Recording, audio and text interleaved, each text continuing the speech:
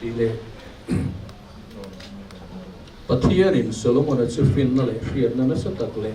riu ru zau na tui fin riat ka matriau vai bu za tan mai ape a tin bungru chang so pa ni tua hian he in isak lai me chung chang thu hi kathurua te ipoma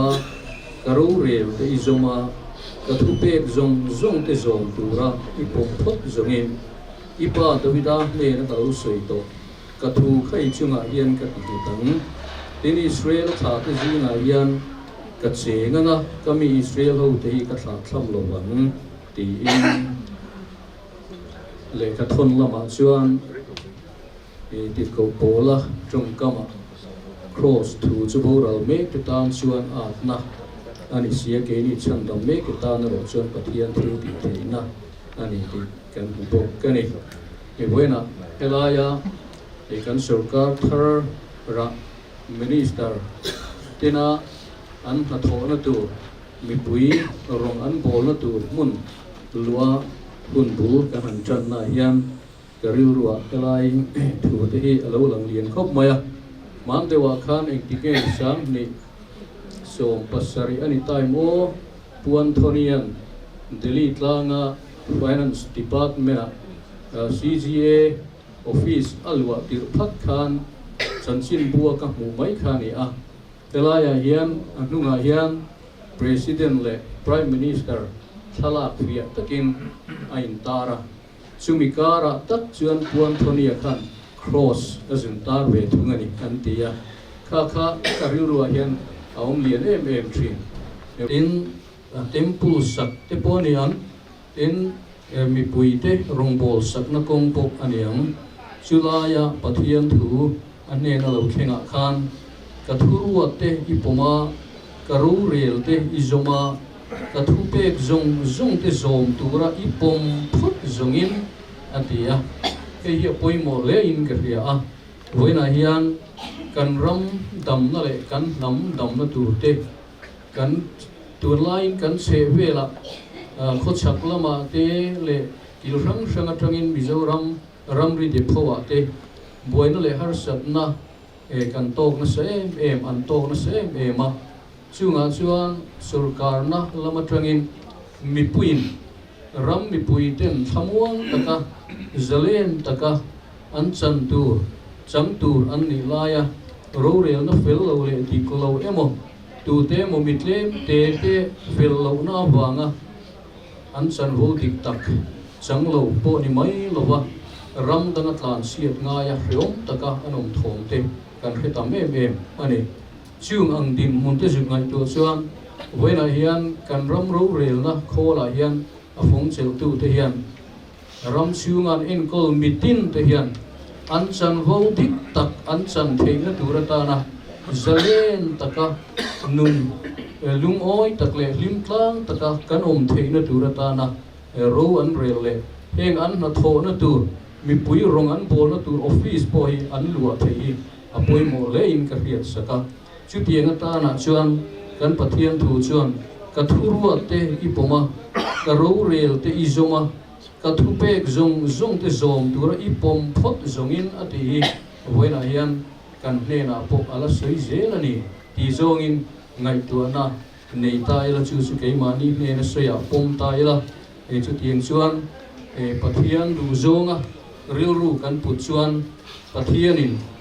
kan dil mal som na tam takpo min pek atiama dabrei na thengin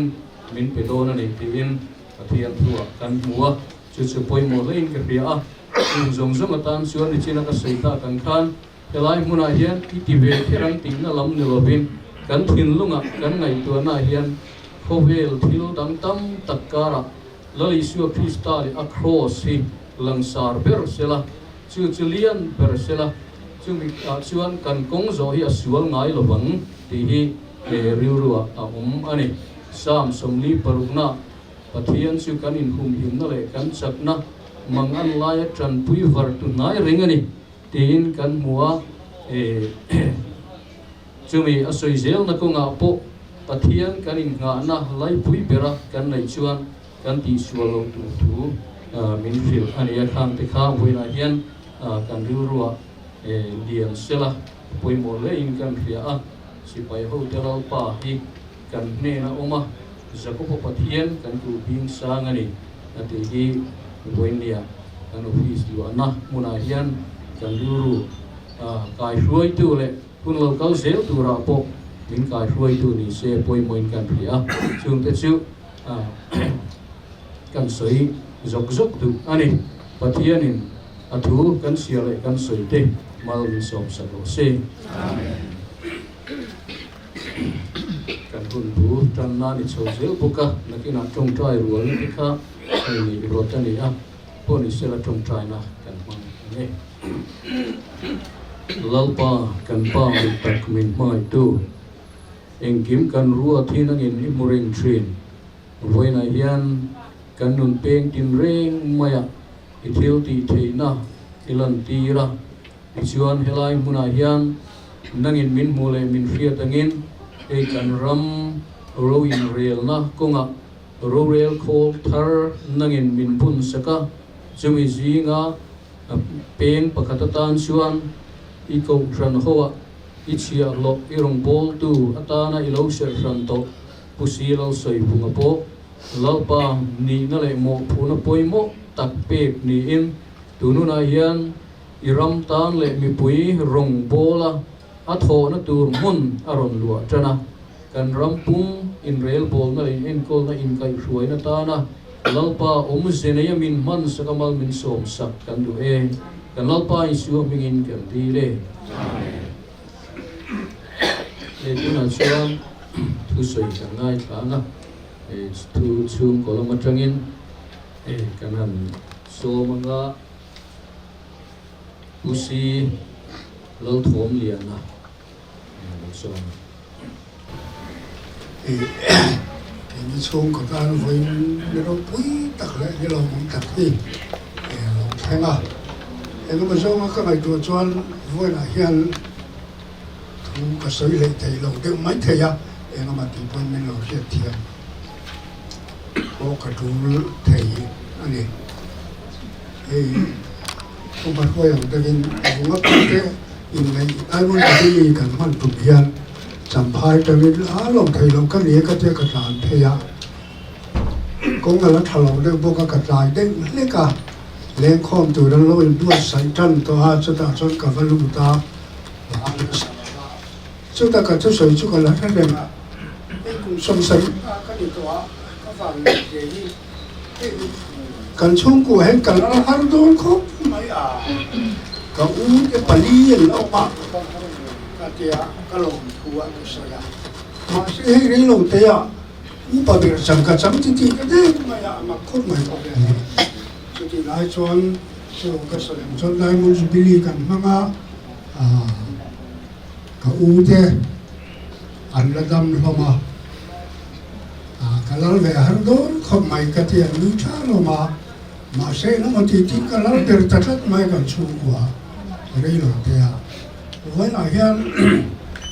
lòng thú chắc lòng xuất sợi thú cái này chung của hiện cái này rồi cái tiền hôn rong bui đặc hi thì tổ har sát đặc hay mua lên cái này chung của hiện có cái số lại cái gì đó cái máy thấy anh chị em sai rồi ha lòng về à tụi này gần vui mình nó như thế này à rồi bùi cái tiếng cái lòng đấy nên mày cái này à chỉ choan cái lòng thủ chúng có ai ở căn sống chú hey politics ram kan ya in thang ram kan ya por kan mà kan thiệt là chỉ có trong căn ta trăm mà mình thiên kan về à chú thì lại choan biến xuống mà mi te lâu vô tình tu dùng xong là phải hiện cái lưu đặt tất nhiên cả lồng mà anh định tất nhiên các hủ phụ ra cả lông ai à mà sẽ cái là cái lông nó cái lồng như cái này hiện rồi thì nó cái info lưu đấy mà là cho anh bế xây lệ ngắm xí lâu bế xây xí cái nó mà cái tiếng là tiếng là cái làm chẳng hi alo mama chú ta chuan a thang tu zong thế chung cái cả ổn rất lâu mà sẽ là party mấy bộ đi lâu em nên phát triển point anh em congress trang point anh em ama lâu tu sa cái lâu vote tu thế zong chung anh em cái lâu mấy em anh đi cả cái soi đua tìm chuẩn bị luôn chuan hay với na cái tiếng office luôn trần lia soi bị tu chút đi lâu mấy là rồi rồi mà chung lại khát lâu cái zong thế bộ in chunga kaloma tin ka choi pakhat chu le lama MLA minister university chu alo ho tu te na lo te chona na chu thu muna chu wa ma se experience la nei lo ne chu wa ni na department san zong te ka kan song du chu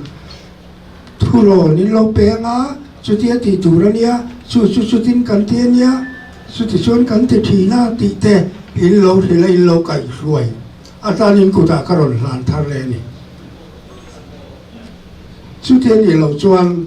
thì bùn trăng anh nhá thì sual palpo mang thì phù lô pom thì chung là cả chọn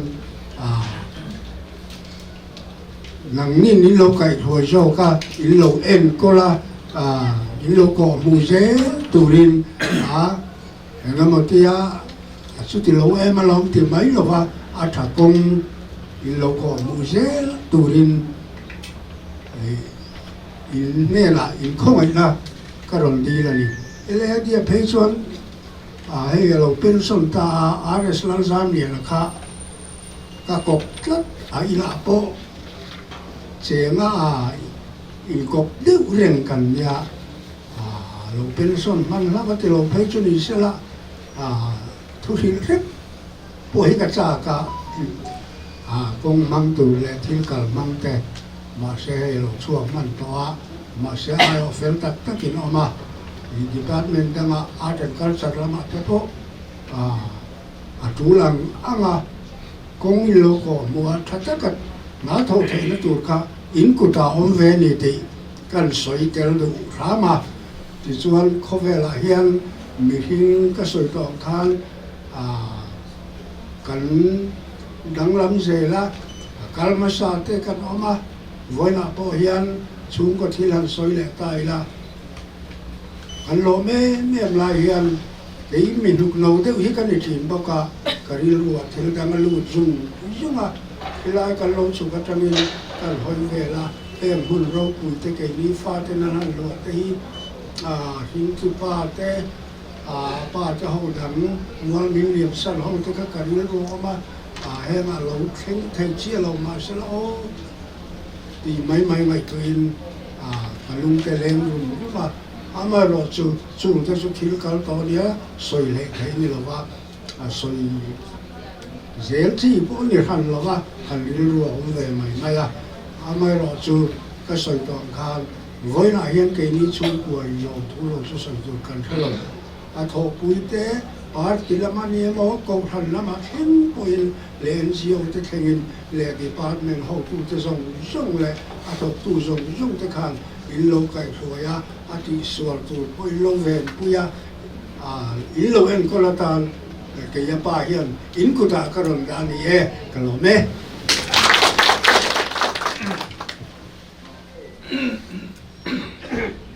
Hello, mome. Le tu na chuang tu sui dang kan ngai tha chun zo manga PR la lom pui ni corporator AMC lam zone headquarters president ni pok ka ni so mang voinia he hun mang tura kan no kal khom hianin kaloma katin kan department official te tin he PS tur nge pumatla na te kan chian pa alo ni bokatin he ta pi retire te hote voinia thopui tur tom tak tak kan official ho kan mu hian thamwan thak ka ti a kan pu hi shat angin MLA azin kong hi athui ve em maya MLA candidate te an ni zoi to no thoi takin VC te an ti chhole kha tiang khanin AMC town masabera khan AMC ward number 16 na changin thantlin an nia tin chuta chuan tam ni lai thantlin ani boka katiang khan thoi takin he politics jingkong hi alo zo chho to ani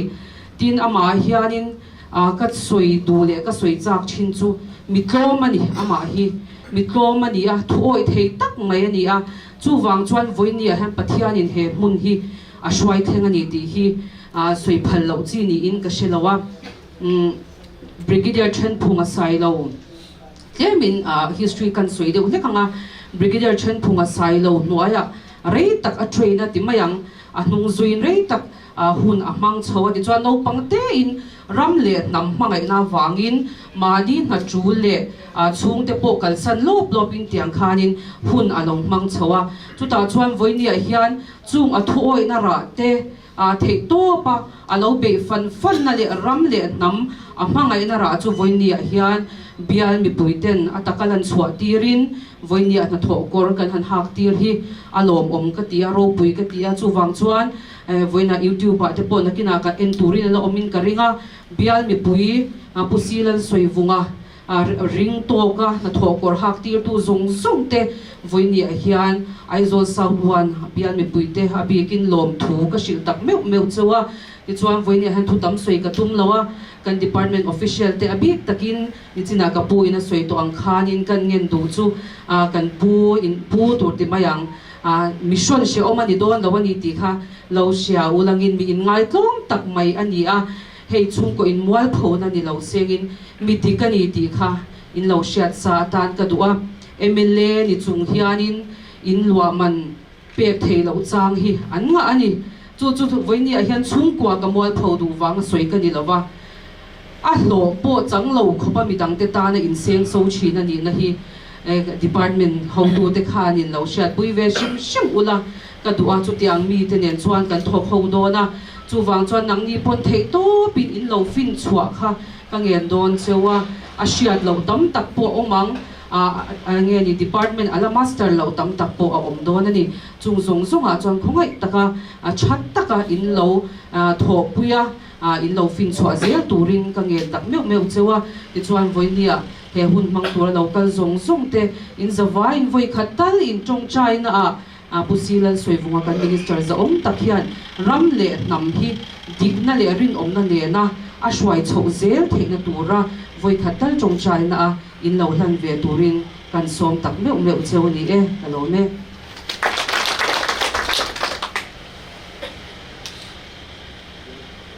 me le tu na chuan anu nu phra pusi lo sei bunga laya kan ron tu khom chan kan minister ania adu zong ang te sei turin kan som le thum do na ni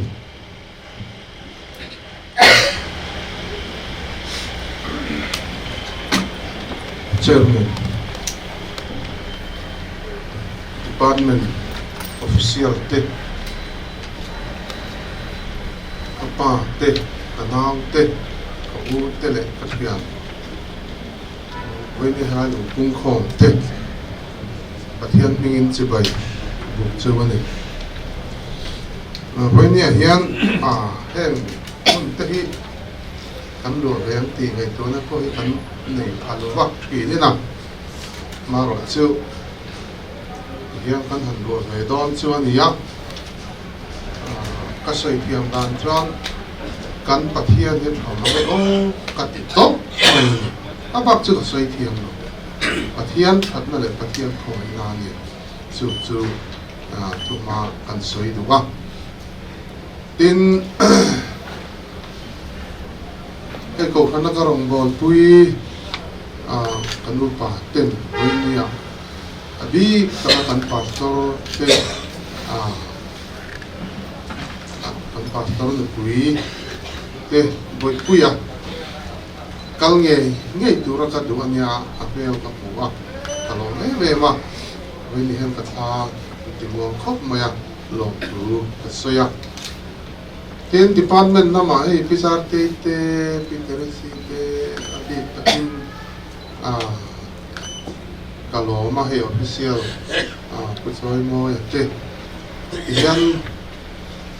na kan han thofu do na ke kan han pen ho do na nge pilita alom katia chou na nin katia challenging Donin katia kan department hi chuan hey minister itura an chief minister ina min han ro ka hiat khoa ka ngai to na lo om che department ni ya o an tia suring in nia an han huwa asa na tang khan ka ngai to na hi a chol nia lo ni nizam lam te po internet te kan ena for mountain thil chi phang ka thil kuala ka ngai to he chol lo le chu ta chuan pathianin department a mi efficient tak te tho pui tu min te ti ka hria ram nam ta na thangem ngai taka min tho pui tu ka tho pui tu pathianin ata ti ka hria we ni hian ka tha muanga ka lim boka responsibility he dokan hi ani hi ka pom chu kan mo kur na chu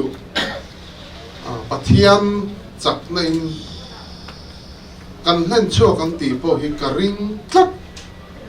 ka ring em ani chu ta chu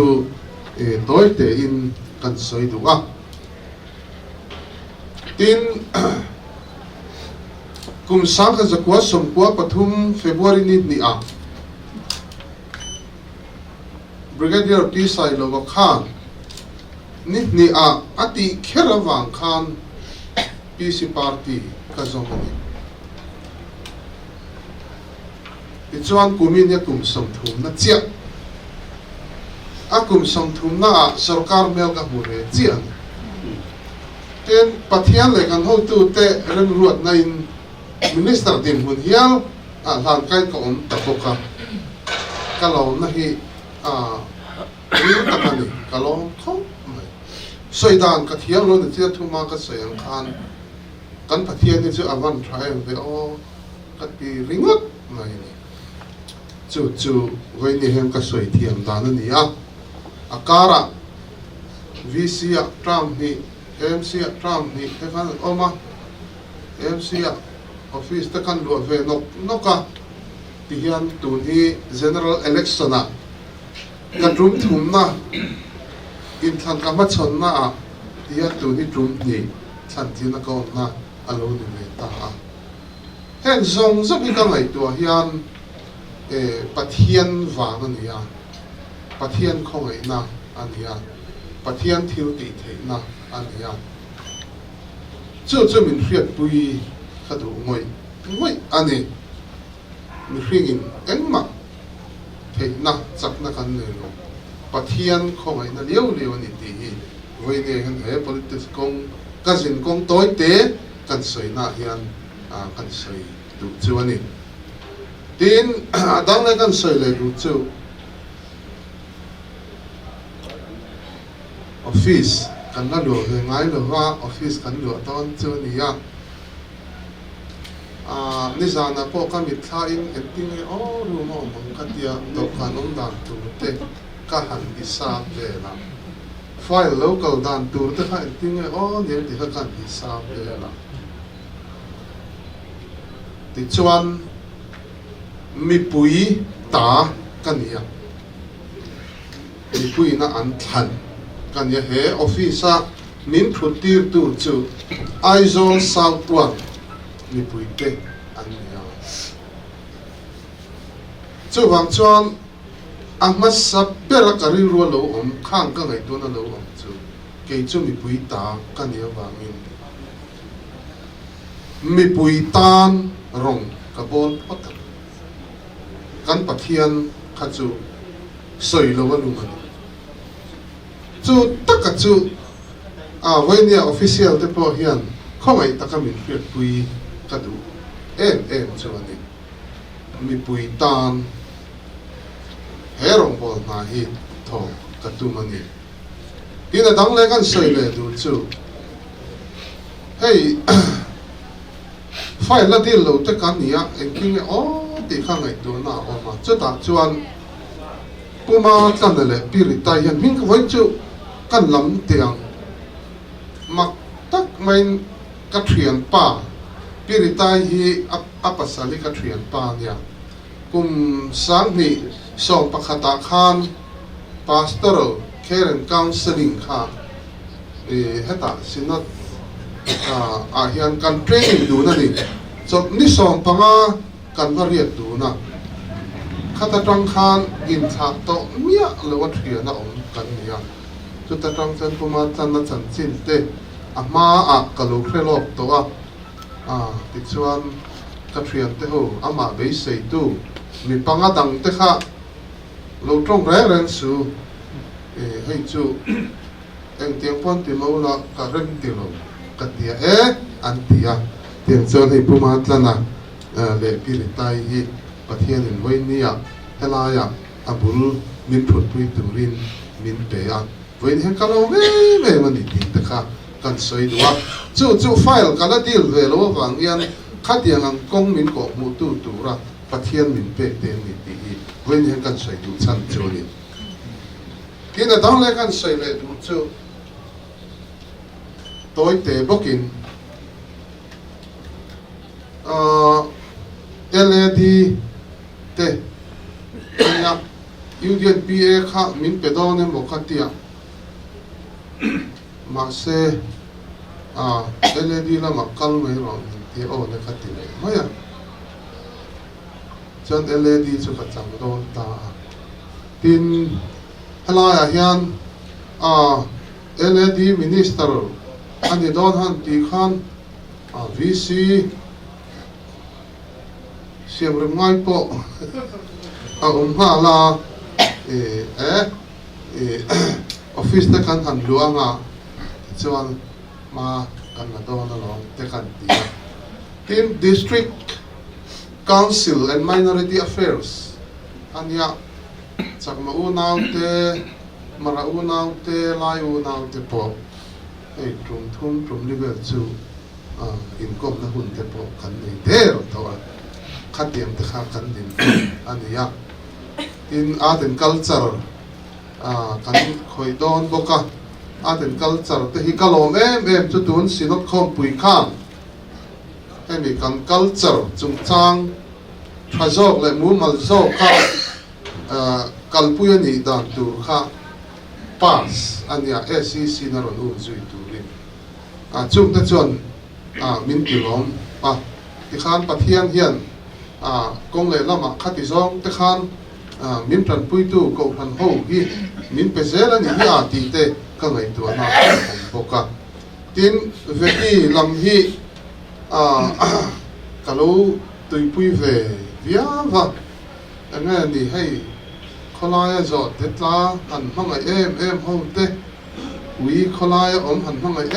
em ho te ne po hian kan ti sa phine tu ma tang khan chu tiang chan he department po hi ka department tui pui em ani boka chu ta chuan thok tu mi efficient tak pathian in ada te mangin kan ram mason na tu na kan thokang ti hi ka ring lel wa mi pui mamo kan te yang ti hi ka ngai tu na hian aum lian em mani chuan voi ni a hian min ti lim kupur hle mai langin chona lian tak nia ka ngai awangin voi ni a hian he office lim takin phur takin karon pan ve ni atom na lama chuan ZPM party hian policy kan nei ani election don khan bucha pui mai kan nei chu kan policy chuan thil chi hrang kan zia kani sarkar kan pui da tu te kan zia kani tin election ma khan manifesto kha kan policy cha pui atang khan aprin na te kan nei lo wangin party in all san zong in a toy zo in lak chuak kan nia chu point pasari ania chu mi kan policy kan election manifesto point pasari khai khom tu chu ram ro rel na hian pathian ram tun din ti a khai khom tu ani voinia hian ram ro rel na pathian ram tun din hi ZPM party in sarkar na asiam chuan hei hi atumani ti lian takin ka chu voini hen soi ka du a chan a om mi pui noi som pahni bor vela in ngai tai la som pathum te po kan ni mai the han thiri ra mizoram hi eng konga ma hian in to del na kan nei lo ni hian angai the ani mason le ma ila kan mason na hi mi pui ani turani mi re thei na thok mi te ne na a thleng tur chu kan ve na em ani chu mi chu ti anga then thei na tur chuan sarkara amo purtu chief minister atanga minister a MLA te a rorel tu te a pathian ram hi lo theng sela rorel tu te nuna pathian ram athen chuan atakin ram rorel na a pathian ram chu kan hudo na ni chu hangin phoi ni a hian keima a bul katran angai keima atanga bul katran angai keima isua alal phot chuan isuan mani masial na tu am na sual sum le pai ngai na sual laka min veng don chiang lutu ma se kanuna keima isua alalanga chuta chia chuan ram ro rel na atakin pathian ram hi tundingin a om chu hoi nia hian a inzinga kasoi kathak lel em chuani ti chuan sarkar pathian khongai nai kan han forma kan chief ministerin ni za chunga ti lo tin tu aron soi chuat te po kan ti lo tin nge angai do ni pakhat po ha kan ti lo cham thiang ro kan zuyanga kan ti lo tling nge tu ro kham thiu te kha voinia hian kan soi du ani policy bangin ram kan kai tuaya eng kim kan ke che kan ngai tu na hi hei hian pathian ram theng sela pathian ram alo theng chuan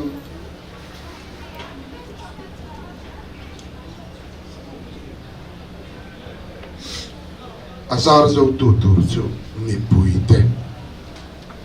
kan ni do ni ani lo tur po mi pui te ni do ni voini a hian mi pui ta na rom bol tu kan ni ti chiang taka kan hriata chulam hoya kan ril ru kan pe athak hop ani chu te chu voini a hian in jinga kan soi du ani keini chu politics a in nam noi kan ni angil mi viral bel kan chianga mi re thei te din mun hi kan chiang ve thokatani mi hring din mun hi ain thau mani ai zo kho pui chu nga cheng ro a po hian chung mi har sa le mi re thei zok te chuan entin nge le rem an ra ve chu voinia hian kan ngai tu na om liam der se ti ka du ngoi ya pathian thu ang takin pathian du zong in rong re na kalpui turin voinia hian kan zawai hian in buat sai ila pathian ne na hian keimani po in lang tharmol molang uti kha in jinga kan sai du ani e kalo me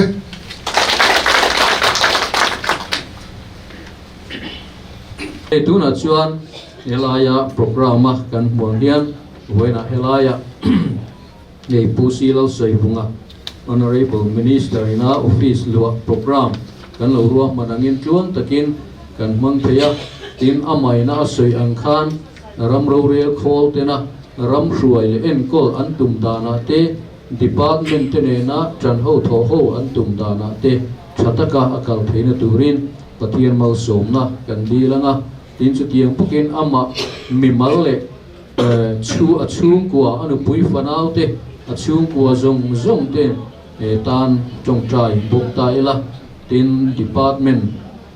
lam tena thiam taka an tho puya in tho puya chu tiang na nang ma ni au tho ho na za kan ram le nama pathian mal somna alo lan chuange theina tur point tiang zong chuan kan chong trai don nia a clip na a mor bok nai ro chu helai tang hian ron man ta tin mai don nia ti chuan tu na hian ka karan sei tak te mang khan ti chong trai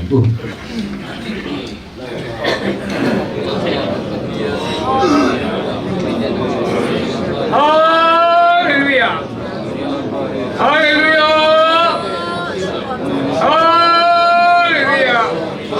Amen! Amen! Amen!